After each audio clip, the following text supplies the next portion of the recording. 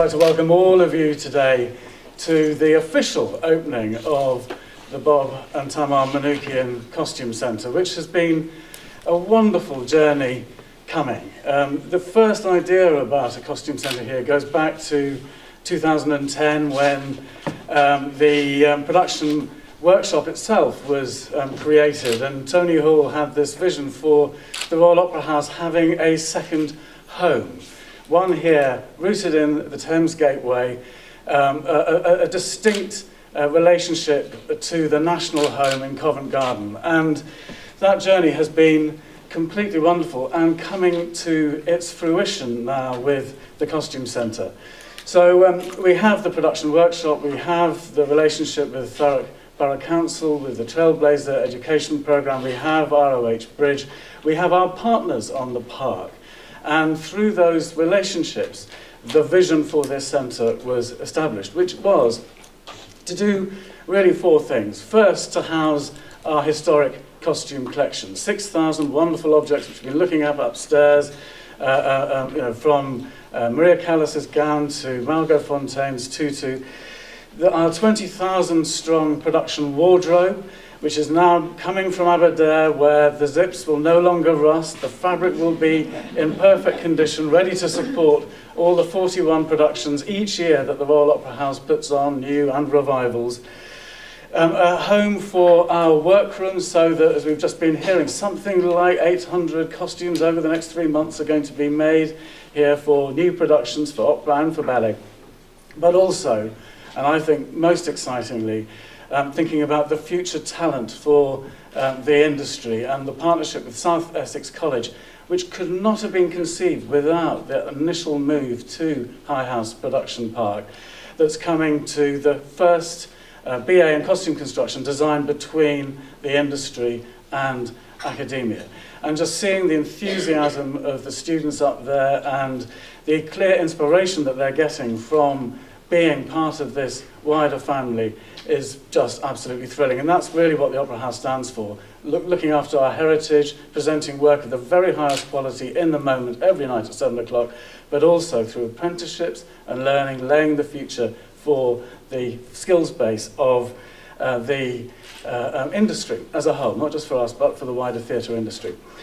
So finally, I'd just like to thank the remarkable partnership that has come together to make this happen. Thurrock Borough Council, South Essex College, all the small businesses that we work with through the Culture Change Programme, the Foyle Foundation with their enlightened support yet again, and Bob and Tamar Manoukian likewise, but above all for the support of the European Regional Development Fund via Greg, your ministry, which, without which this simply could not have been brought to fruition. And it's just wonderful. So it's great to see Jackie, you here, Sue Gray, the Mayor of Thurrock, John Kent, the leader, and all of our other partners to celebrate this great moment in the history of the Royal Opera House, and hopefully, maybe, but without overclaiming too much, the history of costume making in the country. So thank you everyone for being part of that journey, and Greg, thank you for coming here today, and over to you. Treat to be able to come not just to this wonderful new building, but to see these fantastic pieces of history that you have here, and then to look to the future to see what might be another part of the historic collection that is being put together as we speak. And to meet the students and to meet the staff here is a wonderful opportunity for me. I'm very grateful for you making it possible. I think what you said, Alex, sums it up. This is all about partnership, and I know Jackie Doyle-Price, my colleague, and Sue, the Mayor, and John, the leader of the council, would share my delight and pride that the Royal Opera House is becoming as synonymous with Purfleet and Thurrock as it is with Covent Garden these days. And that is, I think, the deepening of this relationship and the knowledge that local people have when they're growing up and they're working here, that this is an institution that they increasingly know well, that they understand, that they know what it does, and can draw them in and inspire them as to future careers, and of course the artistic enjoyment that is the purpose of the Royal Opera House. So it is wonderful to see that collaboration flourishing in the way that it is. I think an opening like this, it is important to recognise the hard work that's gone into it. I know when something is purring away with success, there's been an awful lot of scrabbling around to get to this point, and so I just want to congratulate everyone that's put so much work over so many years into this. I think the fundraisers and the trustees, some of whom are with us today, and of course the Manukian Foundation couldn't have happened without them. It's very important to, I think, to recognise just what hard work and persuasion goes into to fundraising for something as important as this. And I think the work that has been effected between the councils, between the local enterprise partnership, between the Member of Parliament and, I'm pleased to say, the government, recognising that on our own, each one of us couldn't bring this off, but actually when you can join forces together and join funding streams together, you can make a big difference. And that's very much the way that I like to operate in government, and I know Jackie does. She's been a great supporter of the Local Growth Fund that helped fund this. But I suppose the other thing to reflect on being here, it's fantastic that the Royal Opera House is such a linchpin of the local community. But the creative industries in our country are not only one of our glories and one of the chief things around the world that we are associated with. I had the great privilege of being in China with the Chancellor and a group of leaders of our cultural industries as well as our cities just a few weeks ago. And the interest in Beijing and beyond to the other Chinese cities, in the standards of excellence that we demonstrate and have maintained over the years is of intense interest. It is one of our biggest global strengths, and to be able to promote that, I think is particularly important. And to be able to do that here on the banks of the Thames, I mean, just looking out at the traffic going around the world from here, I mean, there couldn't be a better example of a place that has made its living through influencing, through trading, through exporting with the rest of the world. And to see our cultural prowess being one of the key strengths of the area, I think is particularly important.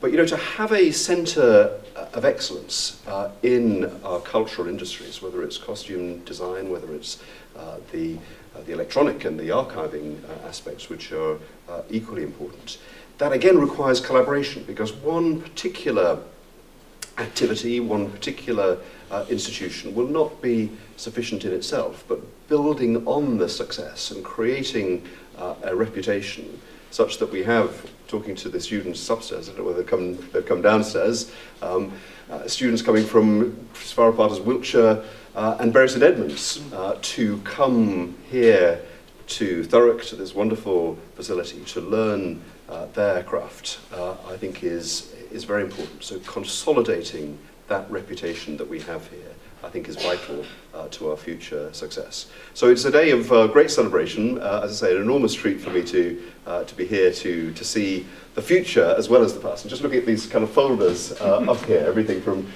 Don Carlos to no, it's not in alphabetical order, but Rosencavalier, but just about every opera you can think of. The designs in storage, or at least in archive here, is a great repository of our national heritage, but also in terms of the work that's done, the creation of what will be the future of our national heritage. So thanks so much, Alex, and thanks so much everyone here for making me so welcome and giving me the opportunity to see the past as well as the future, and it is a delight to be able to declare it open. Thank you very much. How important do you think the creative industries are down here? Really important. It's we were just to be here and to see the the world's best costume production and research here in Purfleet is a magnificent statement to the rest of the world, that if you want to be the very best in the world in the creative industries, then here is where it's at. And that success breeds success. You will then attract, as is already the case. You've got the creative industries, I think, recognising this part of South Essex as a real hotspot. That encourages people to come here. I've met students here who've come from Wiltshire and from further afield in East Anglia. And the fact that they are coming because they've heard about the reputation of South Essex and Thurrock, I think is very impressive. And building into that, obviously that's people coming from outside of Thurrock. How are we really going to make sure, I mean, what guarantees are there that projects like this, for example, are really going to utilise local people, give them jobs, give them opportunities to retrain? Because at the moment the opportunities seem minimal. Well, again, one of the delights about being here today is both with the students and the staff. We met people that had come from outside the area, but we met people who have been long-term residents in the area, including a young woman who is a student here who got a flyer through the door from the college and the Royal Opera House talking about the opportunity to train in costume design, something that she's always had an interest in. She's a local resident now, training for what I'm sure will be an exceptional career here. Some of the people who are already employed are locals and benefiting from this. And I think that's what's impressive about the work that's going on here, that they see as very important the connection with the local community. Alex, the ROH director, described Thurrock as being their second home, and that is, I think that shows the attitude there, that they're part of the community. And what Jackie Doyle-Price has been telling me about the outreach work that they do in schools will make sure that's a long-standing connection. Thank you. Finally, in terms of the Purfleet regeneration that's coming, which kind of ties into this, one of the projects there is a film academy. I don't know if you're aware of that at all. It's going to be similar to this kind of project, the Costume Centre. Is there going to be any funding available for that from the government? Again, there's quite a lot of competition for the funds that are available, not just nationally but locally. But one of the things that I think the success of this Costume Centre demonstrates is that there's a very good track record when local people work together, and Jackie worked very closely with the council leaders and with the businesses here in her area. And we got the money. So I think a concerted campaign where you can show that you can make a difference can be very effective. There are other good projects that will be putting themselves forward. So it would be wrong of me to preempt that. But I think you've seen enormous success here in Purfleet, and I think that there is momentum behind it. Other projects? Could you elaborate? Well, right across the area, there are lots of projects, both cultural and industrial, that are being put forward through the local enterprise partnership. Right. We have these growth deals where we devolve the power to the local enterprise partnership to say what are the best projects that can generate jobs and create income into the future.